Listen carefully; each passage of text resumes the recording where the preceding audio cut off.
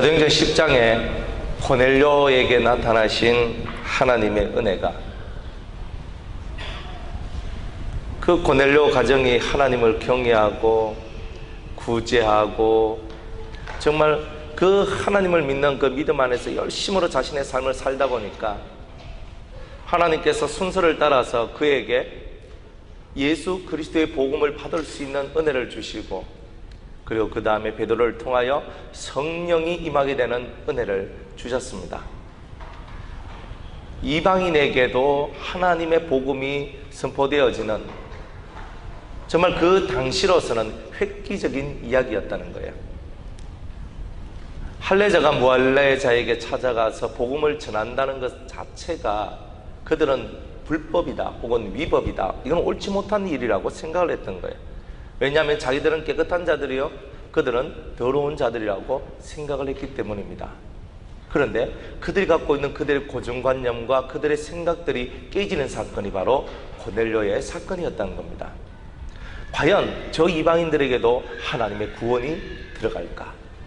유대인들에게 있어서 이방인은 개와 돼지 같고 구원받지 못한 버림받은 자식들과 같은 사람들이었어요. 저들은 우리하고 상관없는 자식들이야, 저들은 우리하고 관계없는 자들이야 라고 생각을 했던 그들 속에 자기들이 오순절 마가의 다락방에서 받았던 그 엄청난 성령의 역사가 그들 위에도 임하는 것을 보았단 말이에요. 자기들에게 주어진 은혜나 그들에게 주어진 은혜가 동일하다는 것을 그들이 알게 되었다는 거예요. 우리가 생각할 때 과연 저 사람이 변화되어 새 사람이 될 수 있을까?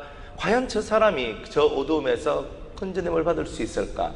과연 저 사람이 하나님의 사랑을 받을 수 있을 거라고 얘기했던 바로 그들에게 주님이 찾아가셔서 그들에게 하늘의 생명을 부어주셨던 것입니다.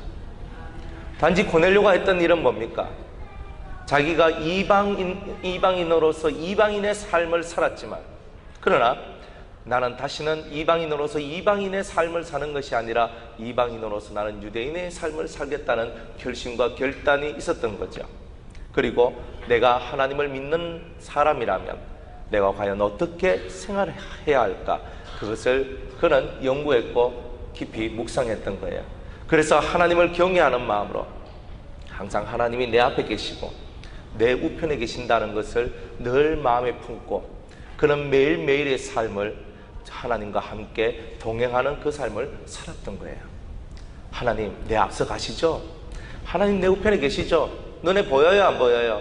안 보여요. 안 보이는 하나님을 믿는 거예요. 하나님 내 앞에 계시죠?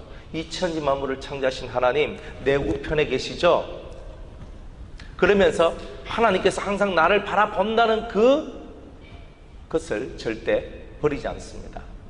그리고 불쌍한 사람, 연약한 사람들에게 구제하고 또 그들의 부족함을 채워주는 그런 일들을 하게 되죠.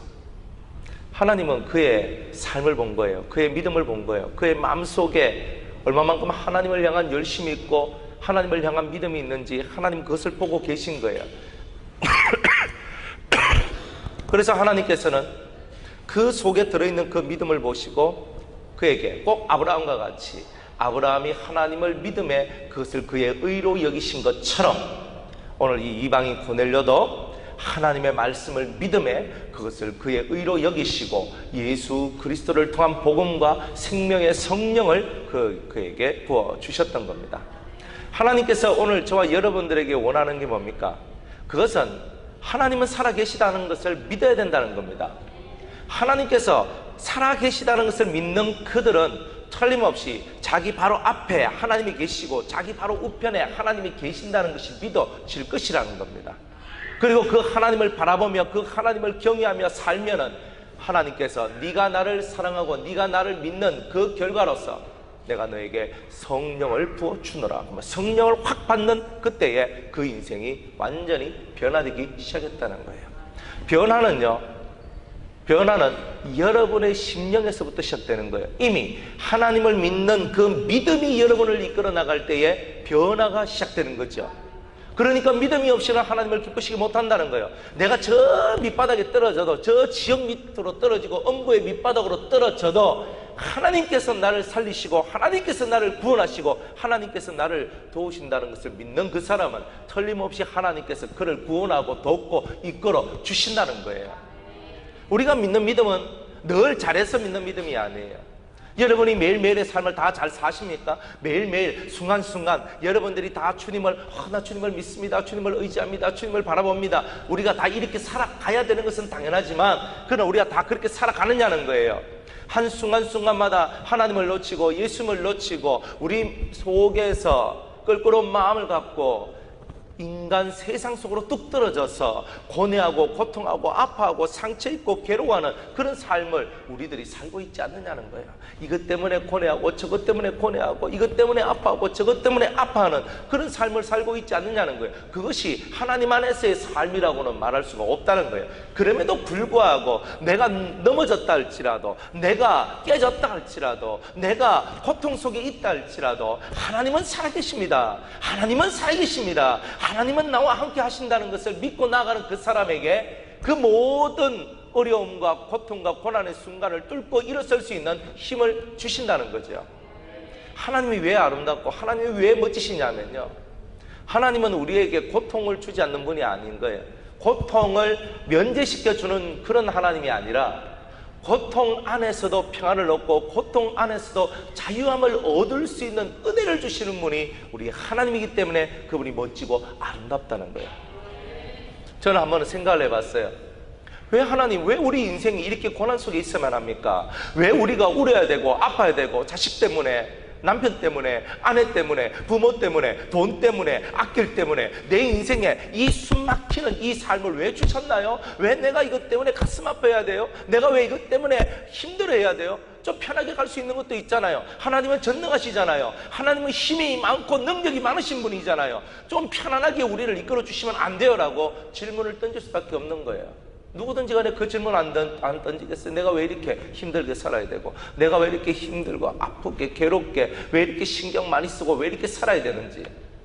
하나님이 전능하시기 때문에 나를 그렇게 힘들고 어려운 삶에서 좀 건져내 주시면 안 돼요? 제 자식이 좀 빗나가면요, 주님께서 탁 잡아주시고요. 제 남편이 빗나가면요, 주님이 탁 잡아주시고요. 신앙 없는 남편, 신앙 없는 아내, 신앙 없는 자식, 신앙 없는 부모, 신앙도 팡팡 넣어주시고요. 하나님께서 모든 좋은 것들로 그 앞길을 팡팡팡 열어주시면 우리가 얼마나 살아계신 하나님을 찬양하며 기뻐하며 즐거워하며 살아갈 수 있겠습니까? 그런데 왜 하나님 안 해주세요? 쉽게 갈 수 있는 방법이 있잖아요.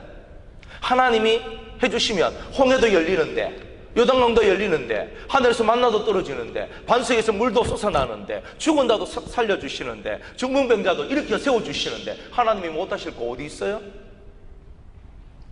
문둥병자가 이 세상의 치료 방법으로는 도저히 구원받을 수 없는 그 문둥병자들도 하나님의 능력으로 고침을 받는 것을 성경을 통해서 우리 눈이 보고 있잖아요.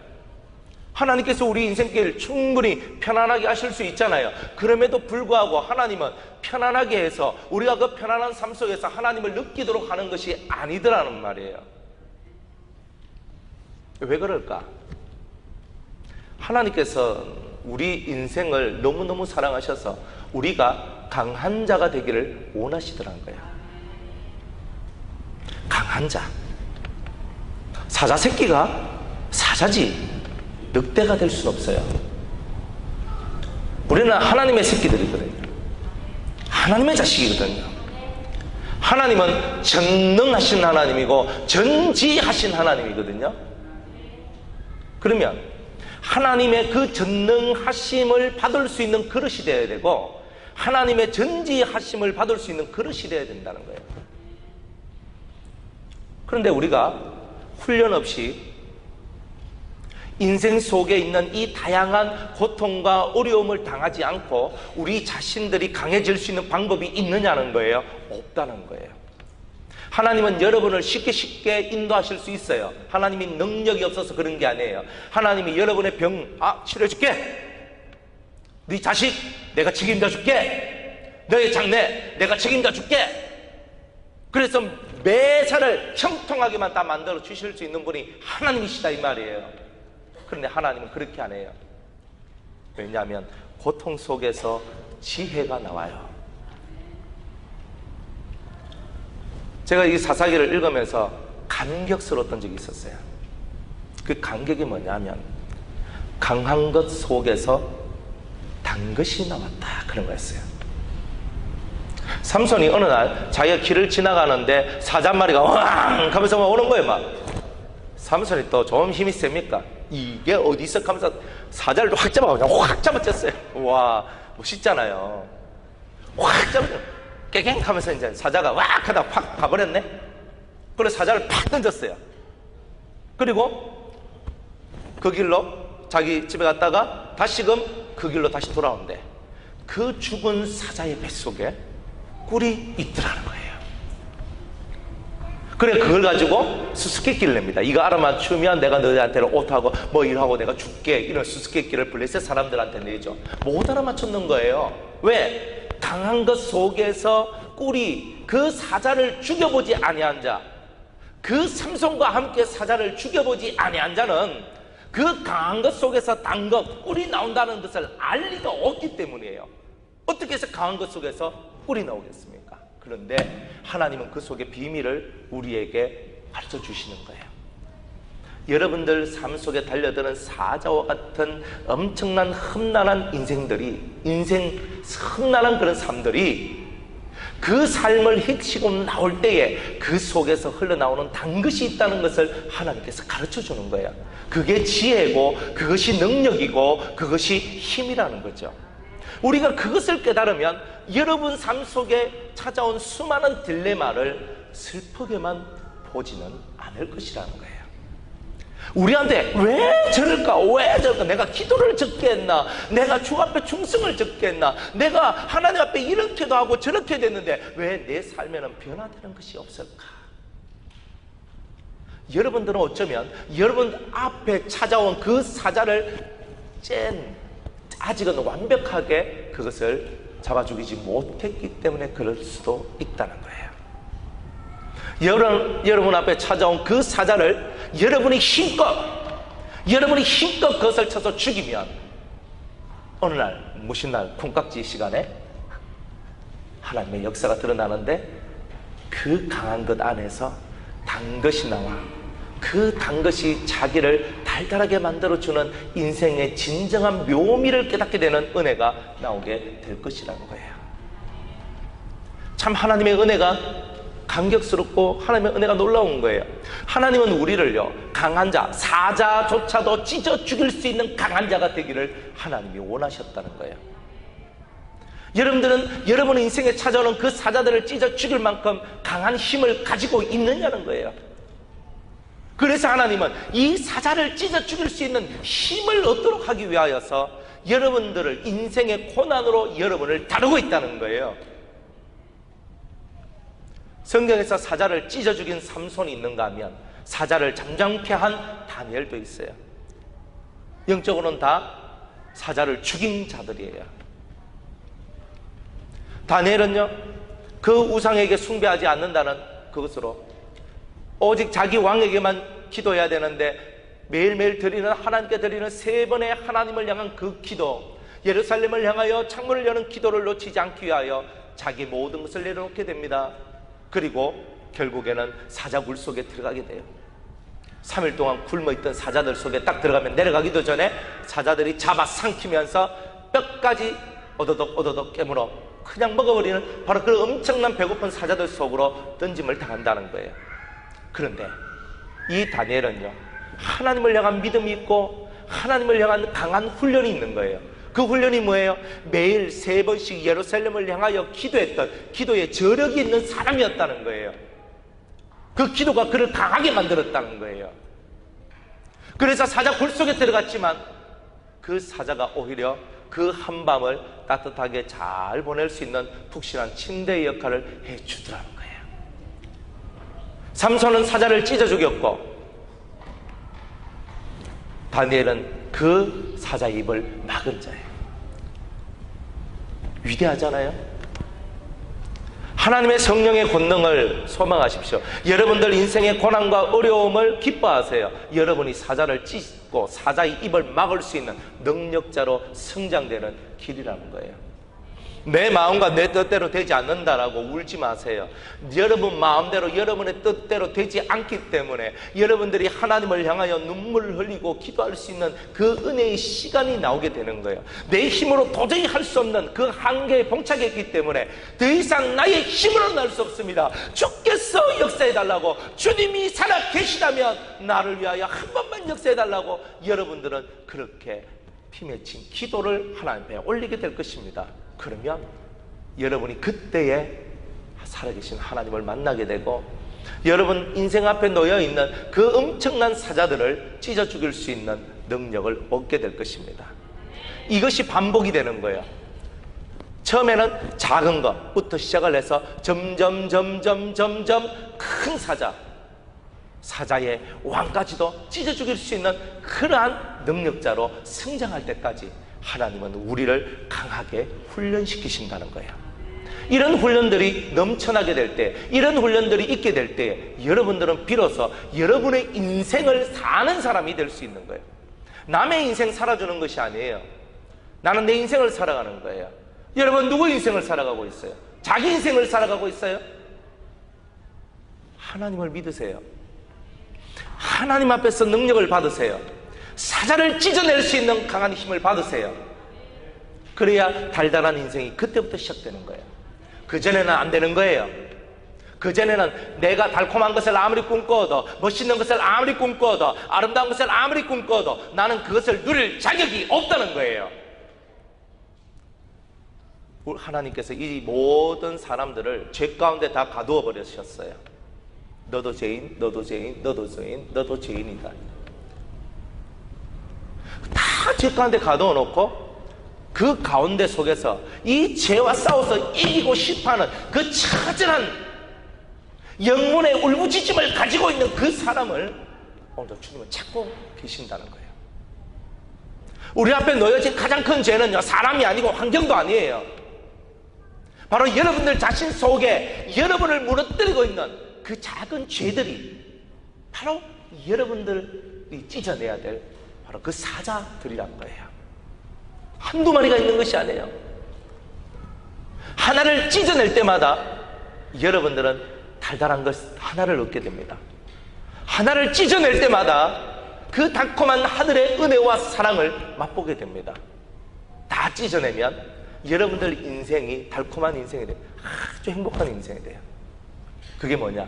주님과 동행하는 인생이 된다는 거예요. 주님이 함께 해주는 인생이 되는 거예요. 내가 확연히 이해되고 확연히 느낄 수 있는 그런 삶을 살게 된다는 거예요. 그게 가장 행복한 거 아닙니까? 하나님 살아계시면 맨날 우리가 이렇게 얘기하잖아요. 하나님 살아계시면 한 번만 당신을 느끼게 해달라고. 근데 그 느낌이 매일매일 여러분들의 삶을 움직여간다는 거예요. 하나님은 살아계십니다.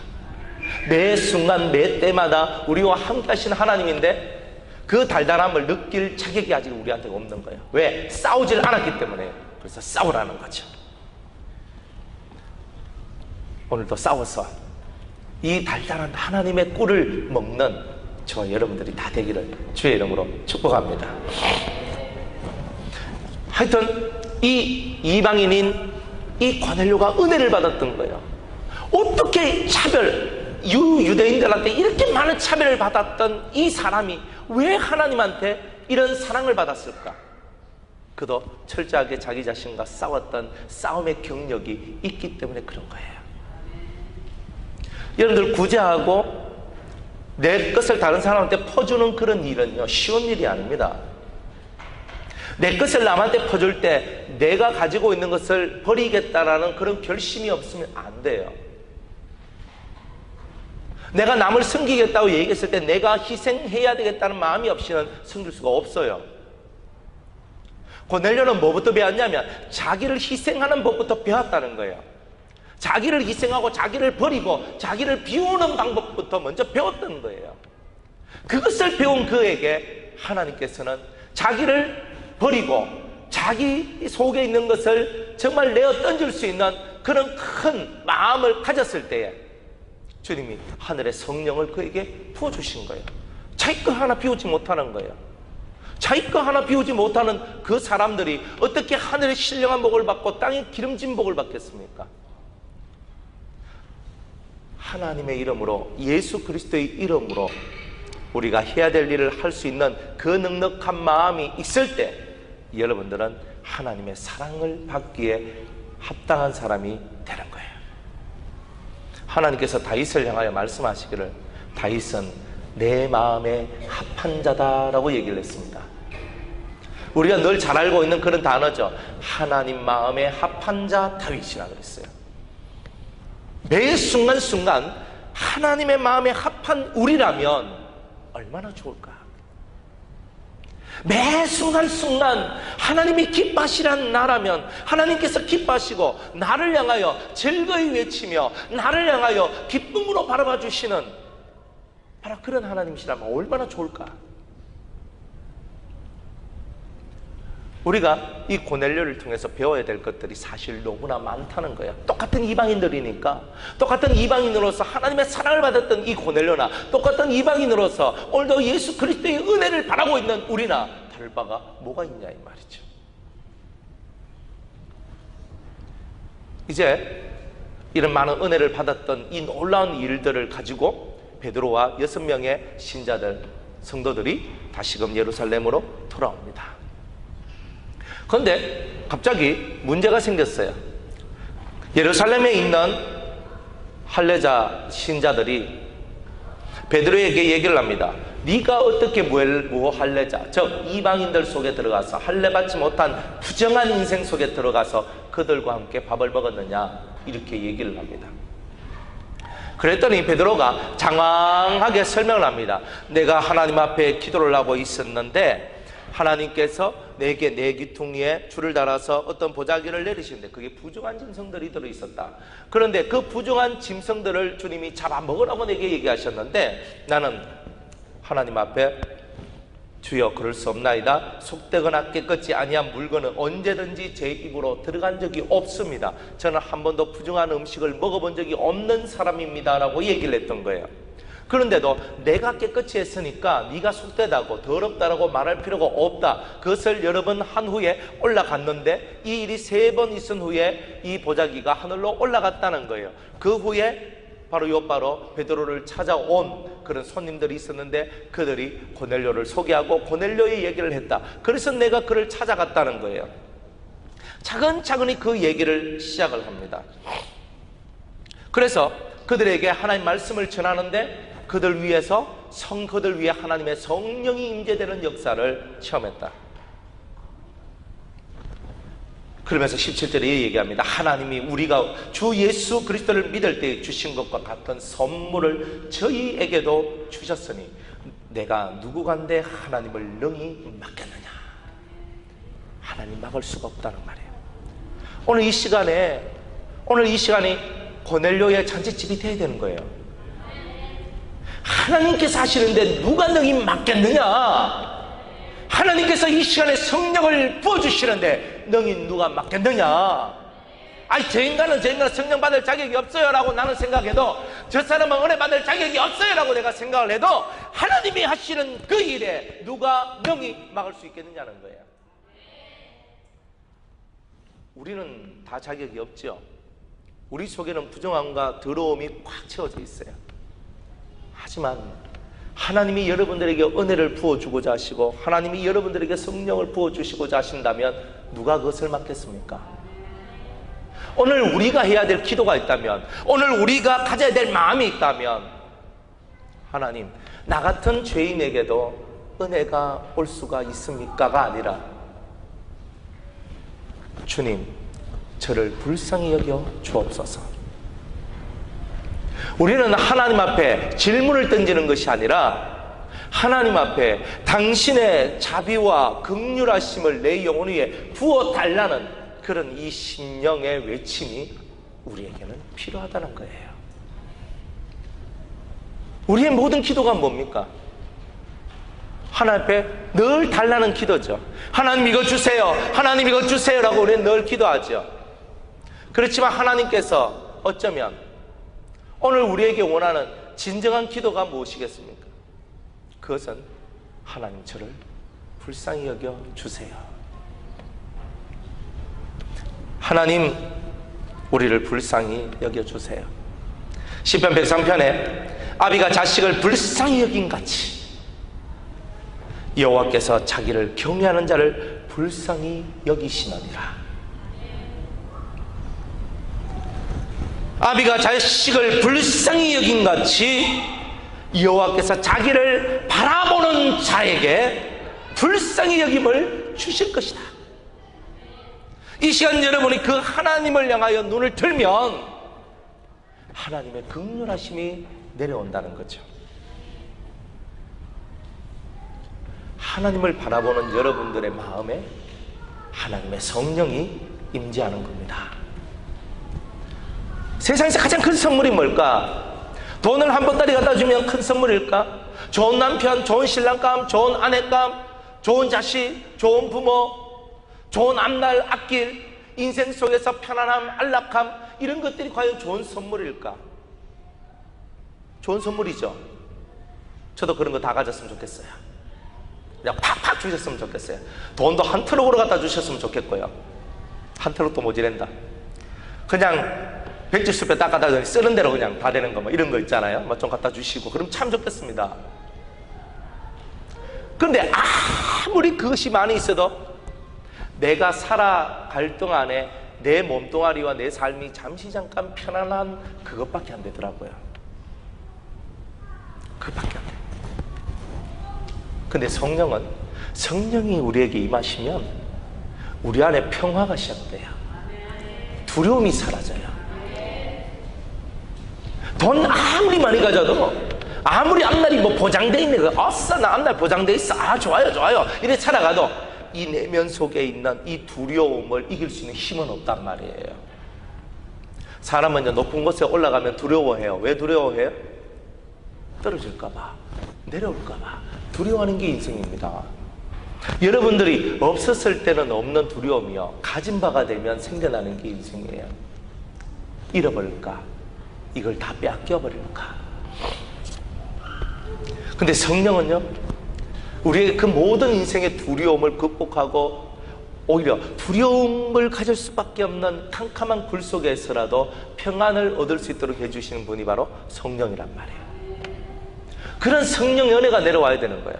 내가 이걸 하면 된다, 내가 저걸 하면 된다. 여러분들이 뭘 하려고요? 여러분들이 기도를 한들 여러분들 마음속에 하나님을 향한 그 불쌍히 여김을 바라는 그 진실한 마음이 없다면 그 기도가 하나님이 받으시겠습니까? 여러분들이 금식을 한들, 여러분들이 어떤 기도를 하고 작정 기도를 한들 하나님의 그 은혜를 바라보는 그 진실한 마음, 그 눈길이 없다면 하나님께서 여러분들에게 은혜를 베풀어 주시겠습니까? 성령을 베풀어 주시겠습니까? 사실 여러분들이 가지고 있는 모든 인생의 어려움과 힘듦의 문제를 해결할 수 있는 유일한 길이 있다면 위로부터 하나님의 성령이 임재하는 거예요. 하나님의 성령이 충만히 임재하면 그때부터 여러분들 심령 속에서 자유와 평안과 기쁨과 행복이 올라와요. 와, 속에서 기쁨이 전율이 올라오는 거예요. 뭐 성령 받아라 성령 받아라 하니까 뭐 저것도 받아야 되나 그게 아니에요. 정말 그것을 받으니까 너무 좋다 이 말이에요. 너무 행복하단 말이에요. 너무 기쁘다 이 말이에요. 모가지가 터지라, 여러분들 가슴이 터지라, 하나님을 향하여 울부짖고 불쌍히 여겨달라고, 내 영혼을 긍휼히 달라고 하나님께 애원하는 그 순간 하나님께서 여러분을 위하여 예비하신 그 성령의 은총이 여러분의 심령을 새롭게 할 거란 말이에요. 그걸 믿으란 말이에요. 여러분이 내가 성경 좀 더 읽으면 평안할까? 내가 기도 좀 더 하면 내가 평안할까가 아니야. 그거는 내 종교적인 안녕을 추구하는 것밖에 안 되는 거예요. 내가 성경을 더 읽으면 내가 평안해질까? 기도를 더 하면 평안해질까? 예배를 조금 더 드리면 평안해질까가 아니에요. 우리가 오늘 앉아있는 이 시간에 하나님의 자비와 긍휼하심과 인자심을 구하는 진실한 눈물이 필요한 거예요. 그러면 하나님이 우리에게 성령을 선물로 주시는 거예요. 피곤해요? 지쳤어요? 내가 떨어졌어요? 삶이 그저 공고해요? 외로워요? 우리는 수많은 이런 단어들 속에 살고 있단 말이에요. 그런데 그 성령이 임할 때에 다른 것이 시작돼요. 다른 것이 시작돼요. 고넬료 가정에 일어났던 이 다른 역사가 오늘 우리에게도 동일하게 일어나기를 주의 이름으로 축복합니다. 이방인에게도 하나님은 동일한 은혜를 주셨어요. 차별 없는 하나님의 의가 그들 속에 들어가셨어요. 하나님은 이방인이라도 혼례하지 않아요. 저 사람은 죄인이야. 그러면 다 죄인이지 뭐. 죄인 아닌 사람 손 들어봐요. 나는 죄인 아니야. 나는 의인이야. 여러분들, 나는 의인이라고 손 드는 그 순간에 여러분들은 한없는 정죄를 받게 됩니다. 맞죠? 제가 여기서 저는 죄가 없습니다 딱 하는 순간에 여러분들 속에서 비난의 눈총이 시작됩니다. 아이고, 또 지잘났다 그러네. 안 그래요? 그런데요, 우리가 앞에서 제가 죄인입니다 라고 하니까 사람들이 맞아요, 나도 죄인이에요 이렇게 가더라 이 말이에요. 이게 은혜 아니에요? 정말 저는 죄 안 짓고 깨끗하게 살았거든요. 정말 죄 안 짓고 깨끗하게 살았어요. 저는 하나님 앞에서 의인입니다 라고 얘기하는, 이렇게 가다가 제가 하나님 앞에 죄인입니다 얘기하니까 사람들이 다 맞아요, 저도 죄인이지요. 다 겸손해져요. 내 스스로가 죄 없다라고 말할 때 우리는 겸손이 사라지고 은혜가 사라져요. 하나님 앞에서 죄인된 마음으로 오늘도 그 하나님의 은총을 구하는 진실한 선망의 눈빛으로 하나님 앞에 나아가는 그 자만이 은혜를 받는 거예요. 아멘. 여러분을 짓누르고 있는 사자가 뭡니까? 여러분을 짓누르고 있는 환경은 뭡니까? 하나님의 자비와 긍휼을 구하세요. 똑같이 이방인에게도 똑같은 하나님의 선물이 임했다. 차별 없는 하나님의 의다. 우리는 누구든지 간에 정죄할 만한 자격이 없다는 거예요. 차별이 없는 하나님의 의. 너 왜 그랬어? 너 왜 그랬어? 너 왜 그랬어? 너 왜 그랬어? 이렇게 말할 자격이 우리한테는 없다는 거예요. 그러나 우리는 쉽게 너는 왜 그래? 너는 왜 그래? 너는 왜 그래? 라고 하잖아요. 우리가 내가 죄인이라는 것을 잊어먹었기 때문에 그런 거예요. 나도 동일한 범죄를 저지른 사람이라는 것을 잊어먹었기 때문에 그런 거예요.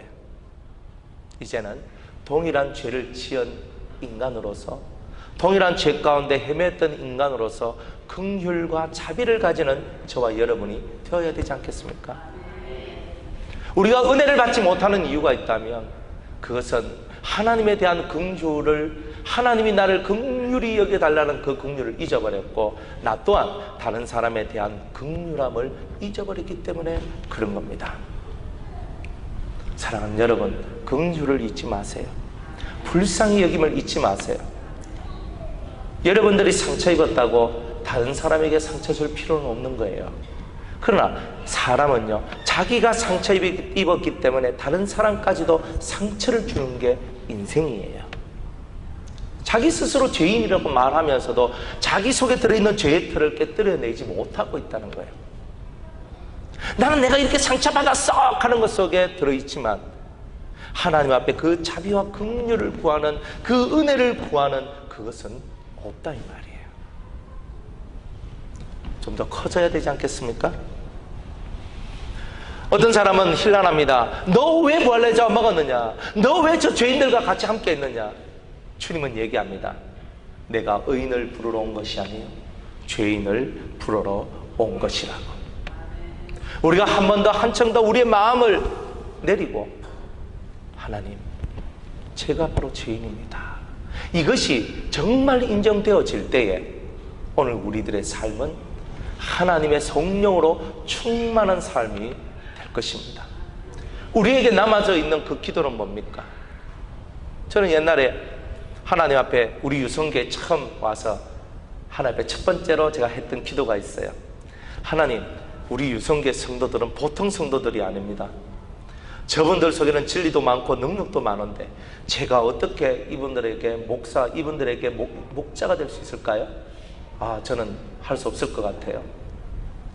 하나님께 기도했습니다. 성도들을 잘 다스리고 잘 이끌 수 있는 능력을 달라고. 근데 아직까지 안 되는 것 같아요. 그래서 아직 제가 능력이 부족한 것 같아. 그래, 그렇게 막 기도했어요. 하나님, 저기 능력을 주세요. 하나님, 능력을 주세요. 제가 이렇게 기도를 했거든요. 그러다가 저 기도가 이제 또 바뀌게 됐어요. 어떤 기도로 바뀌었냐면, 야, 능력을 달라고, 능력을 달라고 막 그렇게 기도를 했었는데, 그 다음 제 마음 속에서 하나님, 불쌍히 여겨주세요로 바뀌더라고요. 하나님, 불쌍히 여겨주세요. 그냥, 저도 뭐 은혜 받을 만큼 받았고, 다 돼 있는데, 내가 불쌍히 여길 필요가 뭐 있어? 그게 아니라, 하나님 앞에 딱 나가는데, 다른 기도가 하나도 안 나왔어요. 그냥 하나님 앞에, 하나님, 불쌍히 여겨주세요. 이 속에서 하나님의 그 불쌍히 여김을 못 받으면 내가 죽을 것 같은 거라. 그래, 불쌍히 여겨주세요. 불쌍히 여겨주세요. 그랬더니 주님이 만져주시더라고요. 그래서 세 번째 제가 기도가 바뀌었어요.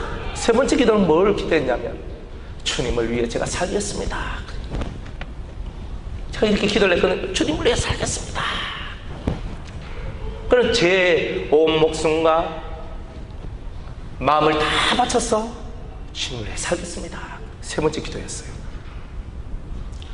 그런데 네 번째 기도까지 바뀌더라고요. 그 다음에 제가 뭐라고 기도했냐면, 하나님, 저 지옥 신세만 면하게 해주신 것 생각할 때 감사합니다. 저는 하나님 앞에 다른 것을 바라지 않습니다.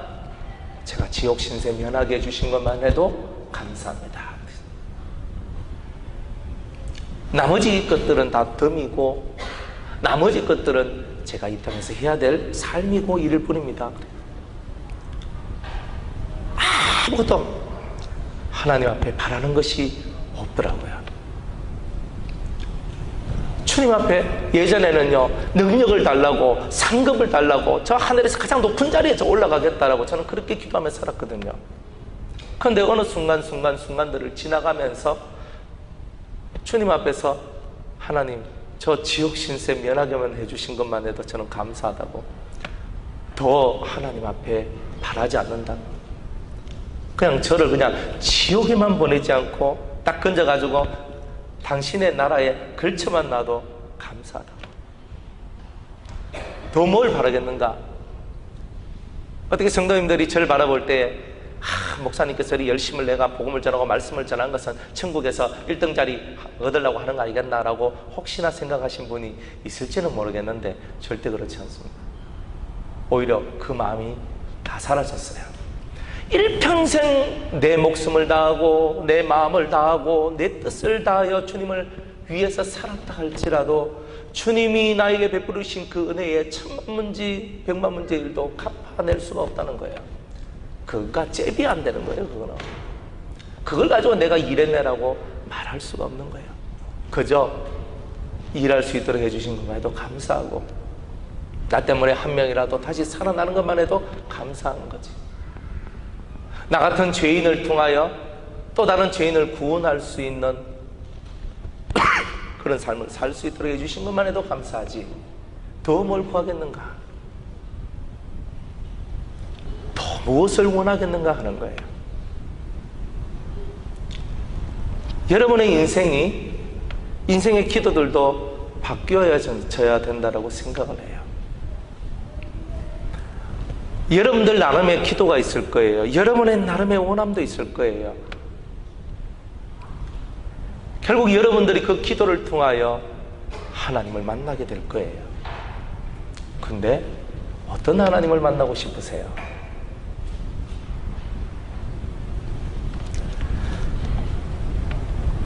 주님은 우리에게 동일한 선물들을 주는 게 아니에요. 구하는 만큼, 찾는 만큼, 엎드리는 만큼, 더 비운 만큼, 그 그릇을 키운 만큼 하나님께서 그 안에 선물을 달리 주시더라는 거예요. 지금 죽어도 저는 여한이 없어요. 하나님 앞에서 여한이 없어요.